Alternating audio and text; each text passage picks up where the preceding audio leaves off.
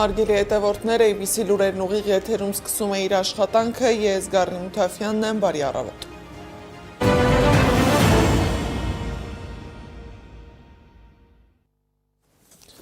Ադրբեջանը հայկական ժառանգության խեղաթյուրումը միջազգային հանրությանը ներկայացնում է որպես օրինական գործողություն։ Ահազանգ է հնչեցնում Արցախի մշակութային ժառանգության մշտադիտարկում իրականացնող Monument Watch կայքը։ Ադրբեջանում հավատարմագրված դիվանագիտական կորպուսի ներկայացուցիչները ավելի քան 150 դեսպաններ, դիվանագետներ, ռազմական կցորդներ եւ այլ ներկայացուցիչներ 62 երկրներից եւ միջազգային կազմակերպություններից մայիսի 2-ին այցելել են Արցախի հայկական մշակութային տարբեր վայրեր եւ թանգարաններ, ականատես լինելով դրանց ադրբեջանականացման ակտիվ գործընթացին։ Այցի ընթացքում դիվանագիտական կորպուսի ներկայացուցիչները ծանոթացել են Շուշիի եւ Բերձորի վերականգնման քողի տակ իրականացվող աշխատանքներին, ներառյալ նոր ենթակառուցվածքներին, հանգստի կենտրոններին եւ Զերտի ագրոարդյունաբերական պարկին, որտեղ ներկայացվել է տնտեսության տարբեր ոլորտների գործունեությունը։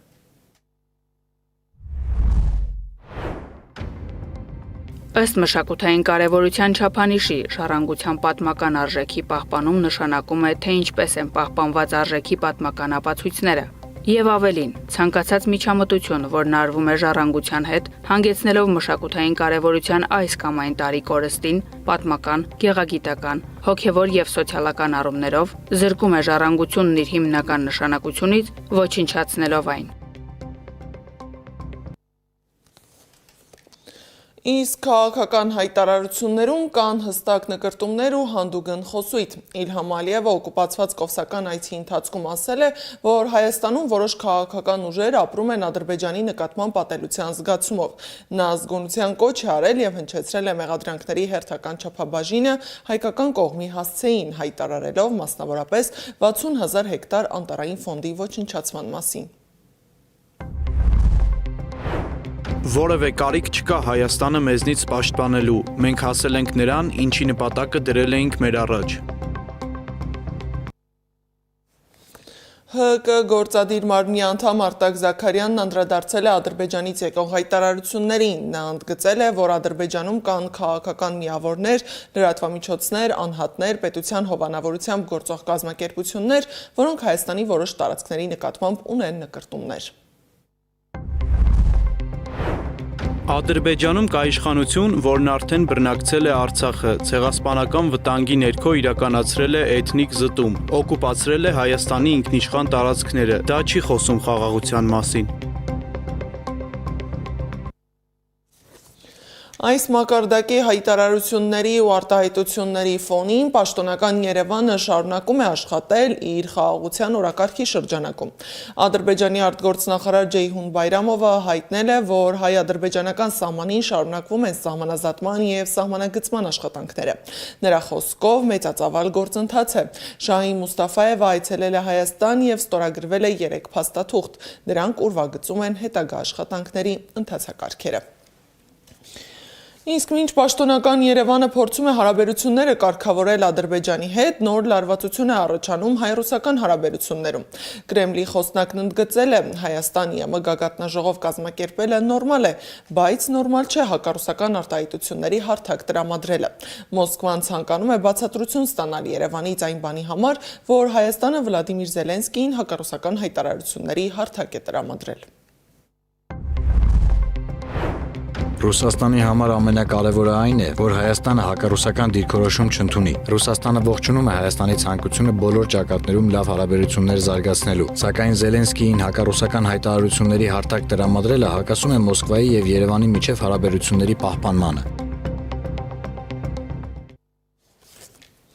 Զուգահեռ Մոսկվան վերջնագիր է ներկայացնում։ Ռուսաստանի Դաշնության նախագահ Պուտինը պաշտոնական Երևանին արագ կողմնորոշվելու կոչ է արել։ Հաղթանակի օրվա ամփոփիչ ասուլիսում հայտարարել է, որ պաշտոնական Երևանը պետք է հնարավորինս արագ կողմնորոշվի Եվրամիություն, թե ԵԱՏՄ, եւ այդ դեպքում իրատեսական կլինի ինտելիգենտ բաժանման ճանապարհը, հայտարարել է Պուտինը։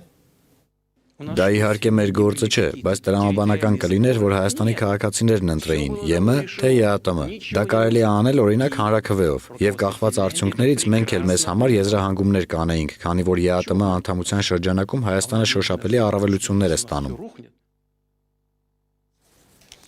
Պուտինը նաև առաջարկել է Հայաստանի ԵՄ-ի վերաբերյալ ծրագրերի հարցը քննարկել ԵԱՏՄ հաջորդ գագաթնաժողովում։ Ռուսաստանի Դաշնության նախագահը նաև հիշեցրել է, որ Հայաստանի հետ առևտուրը չնայած նվազել է, այդուամենայնիվ կազմում է զգալի $7 միլիարդ և Հայաստանը մեծ առավելություններ է ստանում ԵԱՏՄ-ի շրջանակում։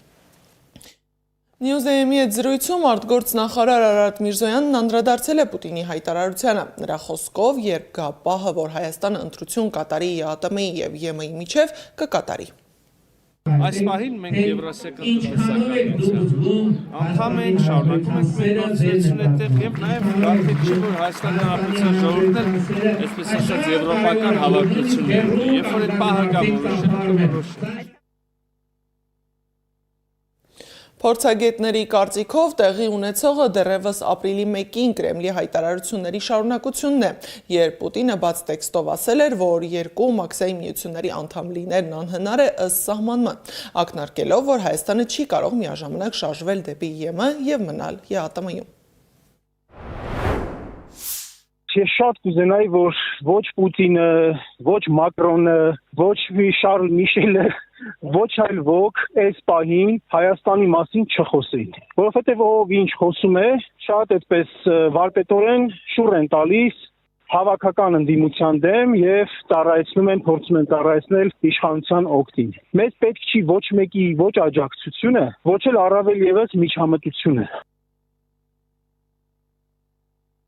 Գարեգին երկրորդ ամենայն հայոց կաթողիկոսն այցելել է տնային կալանքի տակ գտնվող Սամվել Կարապետյանին։ Ամենայն հայոց կաթողիկոսը վստահեցրել է, որ Սամվել Կարապետյանը իրեն բնորոշ ոգով պիտի շարունակի իր ներդրումն ունենալ պետության զարգացման գործում։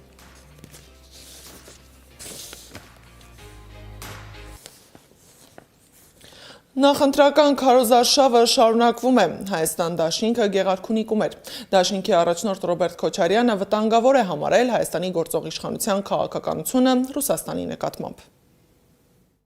Մեր անվտանգությունը պետք է ապահովված լինի ժամանակակից եւ մարտոնակ բանակով, հզոր դաշնակցով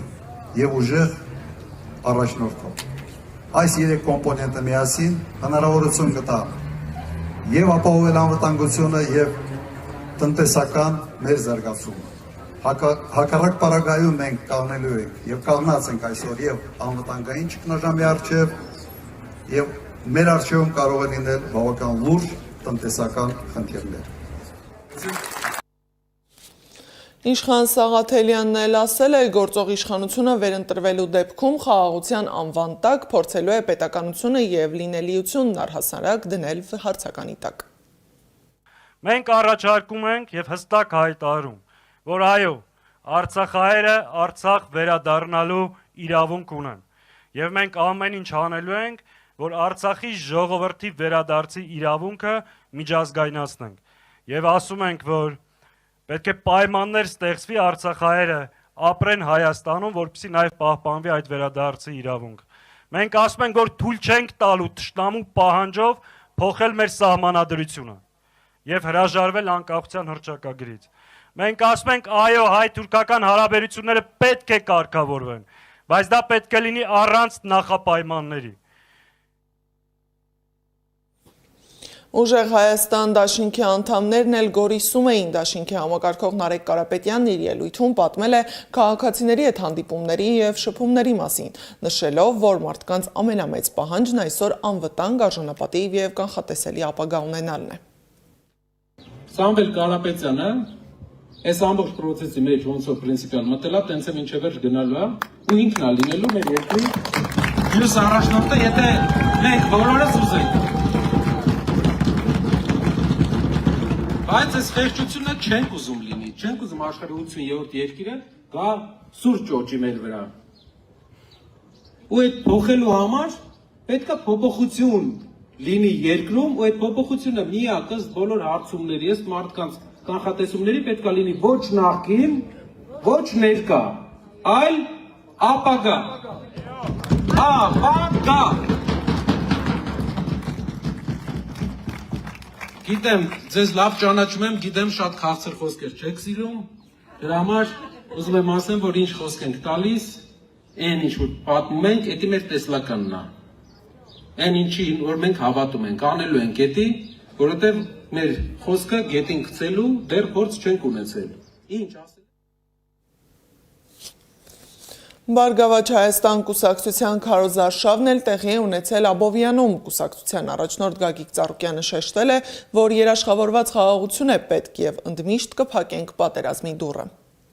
Դա իրականությունն է, որ ես ասում եմ երաշխավորված խաղաղություն, որտեղ պետք է ընդմիշտ փակենք դուռը պատերազմի դեմ եւ մեր ժողովուրդը զբաղվի իր գործով, իր աշխատանքով, իր բարեկեցությամբ։ Անպայման պետք է լինի երաշխավորված խաղաղություն։ Մի քանի հզոր պետություններ պետք է միասին ստորագրեն համաձայնություն տան, որ իրանք երաշխավորում են մեր ժողովրդի անվտանգություն եւ խաղաղություն։ Միայն այդ կերպ կարելի է երաշխավորված խաղաղություն ունենալ։ Մայիսի 9-ին առեղծվածային մահվան դեպք է տեղի ունեցել Երևանում, անհայտ անձինք ժամը 23:50-ի սահմանում տղամարդու դի են տեղափոխել Էրեբունի բժշկական կենտրոն։ Քրեական ոստիկանները պարզել են, որ մահացածը Երևանի բնակիչ 41-ամյա Գագիկ Հախվերդյանն է, որին մահացած հիվանդանոց են տեղափոխել Էրեբունի վարչական շրջանի գործող ռեստորանային համալիրներից մեկի մոտից։ Սպանություն, վրաերթ հանկարծամահություն հատկանիշներով նախաձեռնվել է քրեական վարույթ։ Քրեական ոստիկաններն ու քննչական բաժինը պարզում են, թե ով կամ ովքեր են մահացածի մարմինը տեղափոխել հիվանդանոց։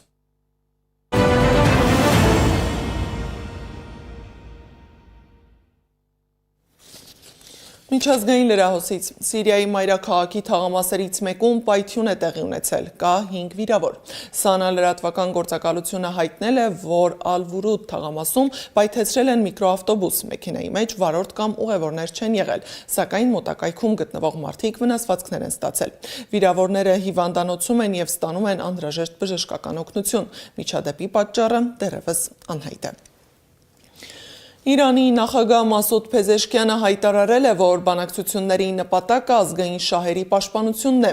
Մենք երբեք չենք խոնարհվի թշնամու առջև, իսկ ինչ վերաբերում է բանակցություններին, դա չի նշանակում հանձնվել կամ նահանջել։ Նպատակը Իրանի ժողովրդի իրավունքների իրացումն ու ազգային շահերի պաշտպանությունն է։ Հիշեցնեմ, Միացյալ Նահանգների եւ Իրանի միջև բանակցությունների նոր փուլը տեղի կունենա մայիսի 11-ից 17-ի միջակայքում Պակիստանի մայրաքաղաք Իսլամաբադում։ Մինչ այս անցկացված բանակցություններն արդյունք չեն տվել։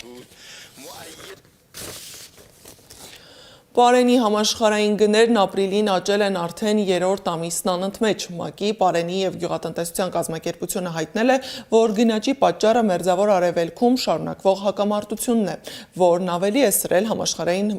մատակարարումների վերաբերյալ խնդիրներն ու բարձրացրել պարարտանյութերի արժեքը։ Ըստ կազմակերպության Պարենային գների ինդեքսի, որը հետևում է միջազգային շուկայում վաճառվող հիմնական ապրանքախմբերի զամբյուղին, թանկացել են հացահատիկը, բուսայուղն ու միսը, մինչդեռ կատնամթերքի եւ շաքարավազի գները նվազել են։ Եվ վերջում եղանակի մասին։ Ժամանակ առ ժամանակ առանձին շրջաններում սպասվում է կարճատև անձրև եւ ամպրոպ, տեղտեղ հնարավոր է կարկուտ։ Օդի ջերմաստիճանն այսօր կբարձրանա 2-ից 4 աստիճանով։ Այս ժամի համար նախատեսել էինք այսքանը, շարունակեք հետևել մեզ սոցիալական բոլոր հարթակներում, մենք կհանդիպենք ժամը 12-ին, մաղթում եմ արդյունավետ աշխատանքային օր, առայժմ։